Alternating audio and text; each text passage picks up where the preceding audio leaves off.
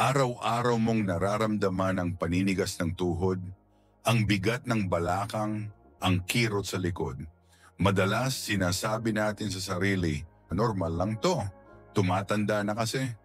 Pero ang hindi natin napapansin, ang sakit na ito ay hindi parusa ng edad, kundi senyales ng katawan na humihingi ng tulong. Ang mabuting balita, may magagawa ka pa. Hindi kailangang mamahaling gamot, hindi kailangang komplikadong therapy. Kailangan lang ay disiplina, kaunting oras at tamang gabay sa loob ng 14 na araw. Kilala si Lolo Benigno, 71 anyos mula Tarlac. Noon, 2 palapag lang ang bahay nila, pero kailangan niyang huminto sa gitna ng hagdan dahil sa kirot. Kapag umuulan, sumasakit lalo ang tuhod. Hanggang isang araw, may nagbahagi sa kanya ng simpleng ritual. Isang plano na tumagal ng 14 na araw. Tamang pagkain, tamang inumin, sa 5 minutong pag-inat bago matulog, hindi siya naniwala agad. Pero sinubukan niya, tahimik lang, walang anunsyo, at sa 2 linggo, nakakakyat na siyang muli ng hindi humihingal.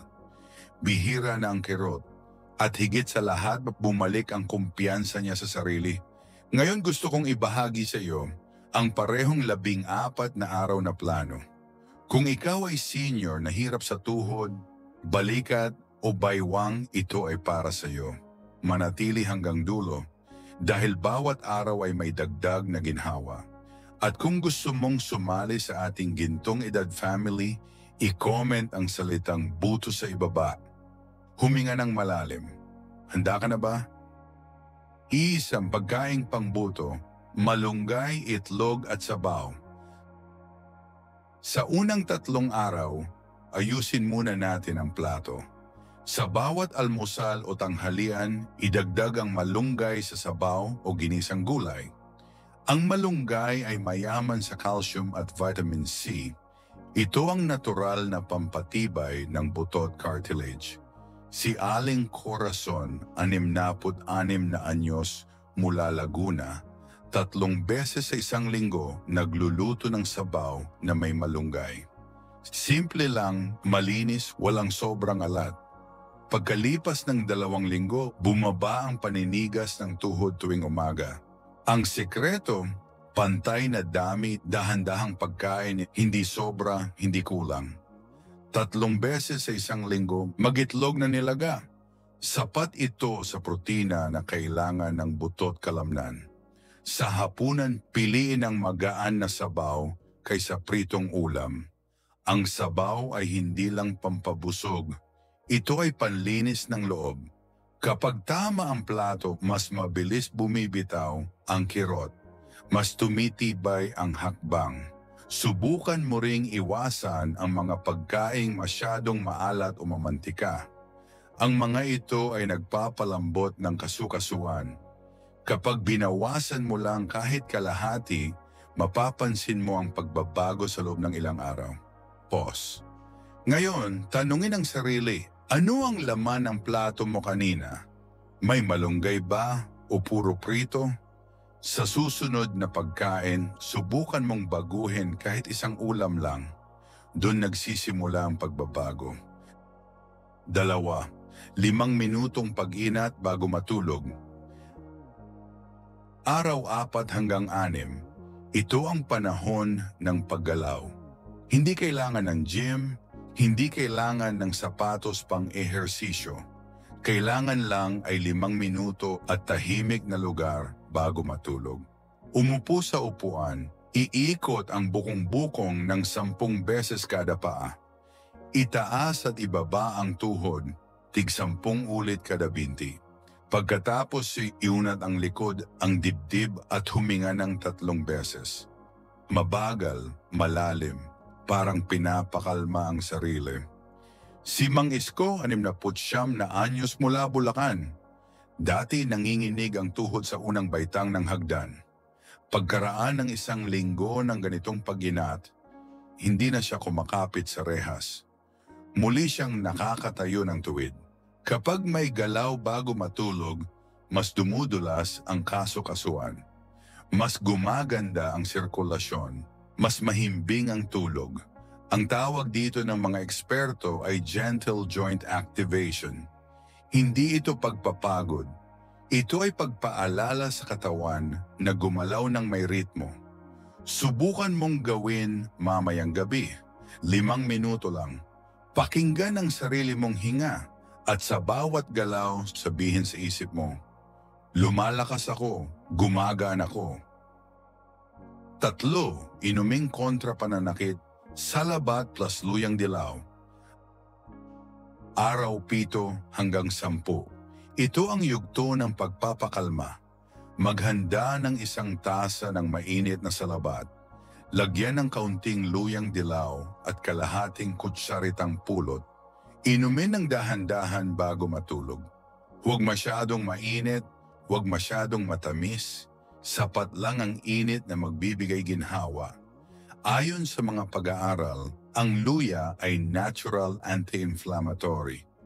Ibig sabihin, nakababawas ng pamamaga at kirot sa loob ng kasukasuan. Si Aling Delia, 72 anyos mula Quezon, 3 linggo niyang ininom ang salabat bago matulog. Sabi niya, hindi na ako ginising ng tuhod ko sa kalagitnaan ng gabi. Kung gusto mong dagdagan ang bisa, uminom habang nakaupo at huminga ng malalim. Ang bawat lagok ng salabat ay parang pahinga sa katawan. Pause.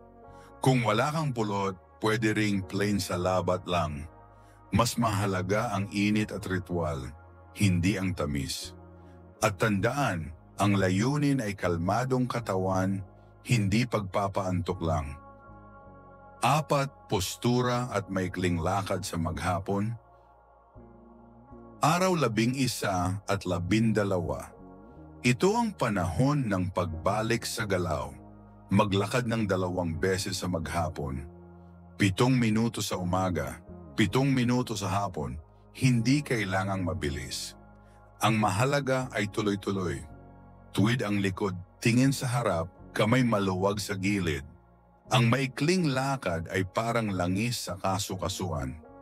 Kapag hinati mo sa maliliit na lakad, hindi napapagod ang tuhod, pero nananatiling masigla ang sirkulasyon. Si Lolo Benigno na minsang humihinto sa gitna ng hagdan, ngayon ay 2 beses sa maghapon naglalakad sa bakuran. Mas magaan na raw ang katawan niya. Sabi niya, hindi pala kailangang maraton. Kailangan lang ay tuloy-tuloy na kilos. Pause. Habang naglalakad, subukan mong makinig sa sarili mong hakbang. Pakinggan ang tunog ng bawat tapak. Ipaalala sa sarili, buhay pa ako, malakas pa ako, at kaya kong gumalaw. 5, timing at ritual. Araw 13 at 14. Ito ang bahagi ng disiplina. Sa umaga bago kumain, 1 baso ng maligamgam na tubig na may patak ng kalamansi.